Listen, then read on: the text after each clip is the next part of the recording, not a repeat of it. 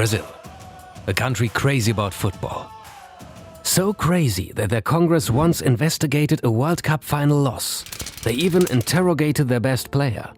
In January 2001, Ronaldo Nazario traveled to Brasilia to be cross-examined on the role that Nike had in the national team. He was asked by a congressman why Brazil had lost the '98 World Cup final to France. It got weirdly detailed. When asked which player was told to mark Zidane, who had scored 2 goals in the final, he said, "I don't remember, but whoever it was didn't do it very well."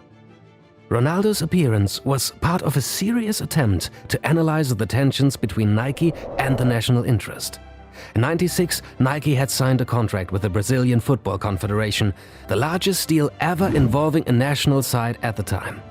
And to this day, one of the most controversial deals in history.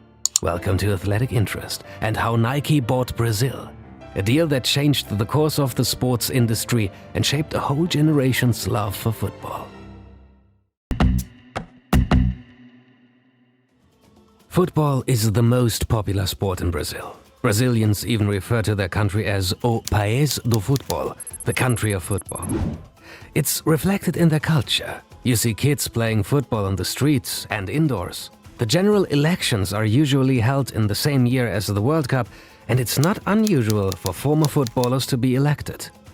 Every World Cup, Brazilians come together to support their national team. Employers even set up places for the employees to watch, probably knowing that otherwise nobody would show up for work. For good reason. Brazil has the world's most successful national team, the Seleção. No country has won more World Cups. It is the only national team to have played in all World Cup editions, and the only national team to have won the World Cup on 4 different continents. Brazilian football is not only famous for its success, but also its style. Unconventional and distinctive, with a focus on creativity and dribbling. There is a long line of superstar players who have built that reputation. Pelé is statistically the most successful footballer ever, having won 3 of those World Cups. But all of the leading players in the national teams are prominent in the football world, many of them global celebrities. The team's golden yellow shirts are an embodiment of sporting excellence, and therefore valuable real estate for sponsors. Which brings us to Nike. Today, Nike is the #1 sports brand in the world. But it wasn't always like that. Nike was a much different company in 1994. Most of their sales were from North America. Today, less than half of Nike's sales are in North America. It's also a much bigger company with more than 10 times the revenue. Its growth in football has been even more impressive. Nike made $40 million with football sales in '94. That's up to more than $2 billion in 2018. How did they manage to become that big in football? Nike started as a running brand, thanks to their co-founders being a track athlete and his coach. They later conquered basketball by signing Jordan and tennis by signing John McEnroe.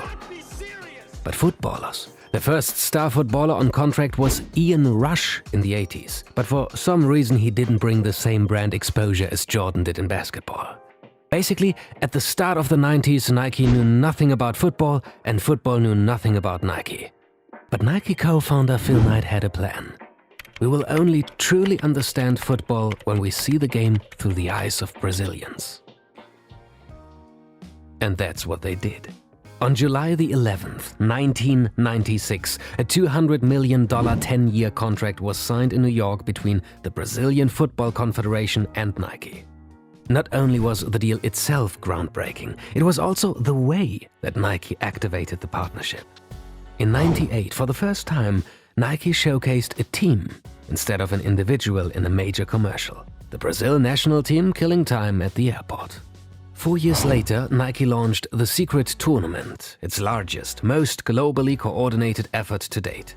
The ad featured 24 Nike stars with events in 13 countries and presence in 52. On the pitch in Japan, Brazil claimed their 5th trophy with 2 goals in the final from Ronaldo wearing Nike boots. In 2005, not long after YouTube was launched, a 3-minute video popped up on everyone's recommended page. It showed Ronaldinho firing a ball off a crossbar 4 times in a row without the ball hitting the ground. it was quickly shared around the world, becoming YouTube's first video to hit 1 million views. The era of viral video had arrived. And yeah, it was fake. 1 year later, Nike went completely digital with the Yoga Bonito campaign. The new approach was a watershed moment in digital marketing, involving a partnership with Google and promotion of user-generated content. Nike became a household name in football, signing more and more significant players and clubs. All that effort paid off. In 2018, Nike completely dominated the FIFA World Cup, sponsoring 10 teams, including both finalists, the best player of the tournament, best young player of the tournament, and top scorer. In 1994, Nike didn't even have one single team at the World Cup. The Brazil deal opened new markets for Nike, but also the other way around. Nike translated the Brazilian philosophy on exciting, attacking football into engaging storytelling and video campaigns. Many fans now have Brazil as their favorite second team that they cheer for if their national side loses or doesn't qualify. In 2014, it was Nike's best-selling national kit. The yellow jersey is an icon in world football today. So if it's such a success story for both Nike and Brazil, why did Ronaldo have to explain himself in Congress? There are two problems with the deal. First, Nike paid part of the compensation not to the federation, but to a marketing firm owned by that guy with a bank account in Switzerland. That marketing firm then paid half the amount to the president of the Brazilian Football Confederation. That is pretty much the definition of a kickback. The allegations were part of the FIFA corruption case in 2015. Part of the truth is also that all charges were dropped, at least in regards to the Nike deal. But both Hawila and Teixeira were later found guilty of corruption and bribery in other cases. But that's a story for another video and was not the reason for Ronaldo's hearing in Congress. That hearing was about the lost World Cup final. Ronaldo had a mysterious fit hours before the game and was rushed to the hospital. Rumors emerged that Nike, which also had a personal sponsorship deal with Ronaldo, insisted he play against medical advice. He was the poster boy of their marketing campaign. It's still a mystery what actually happened. But Nike and Ronaldo became a scapegoat for the defeat. When the team arrived back in Rio de Janeiro, fans modified the Brazilian flag so that in place of the slogan "Order and Progress" was the word Nike. But the testimonies did not incriminate Nike. In fact, Nike was seen as having done particularly well out of its Brazil contract. The investigation moved to focus on the Brazilian Football Confederation, which was attacked for having sold the family silver. One congressman said, "Disney didn't sell Mickey Mouse, but the Brazilian Football Confederation sold the national team to Nike. It should have sold the spectacle, not the product." There are only a handful of deals that really change the course of sporting history. Jesse Owens and Adidas, Michael Jordan and, well, Jordan, Usain Bolt and Puma. Nike signing Brazil falls in that category. It was a crucial moment for Nike's journey from a newcomer in football to becoming the market leader and dominant force in world sports. And Nike, in turn, did its marketing magic and brought the Brazilian philosophy to millions of fans around the world, sparking a passion for creative football that burns until today. After the Brazil deal, Adidas started to take Nike seriously. The football and sportswear industry changed. One sports marketing executive, who worked at both Nike and Adidas, called the Brazilian deal the turning point. That's the last time Adidas owned the world. Speaking of turning points, do you have any New Year's resolutions for 2022? We sure have, both for athletic interest and personally. For example, we want to make more videos for you. But when sitting down to research another story, it's easy to get lost in subreddits or the daily dose of internet. As every professional athlete knows, it's all about habits, and habit building is hard. That's where our video sponsor Fabulous comes in.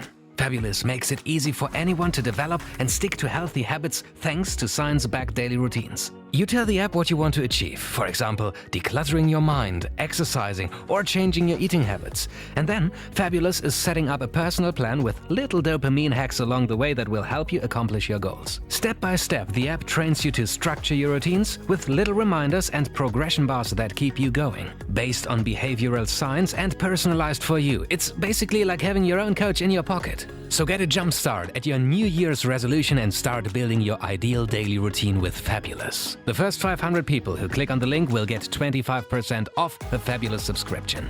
Thanks a lot to Fabulous for supporting our content, and thanks to you for watching.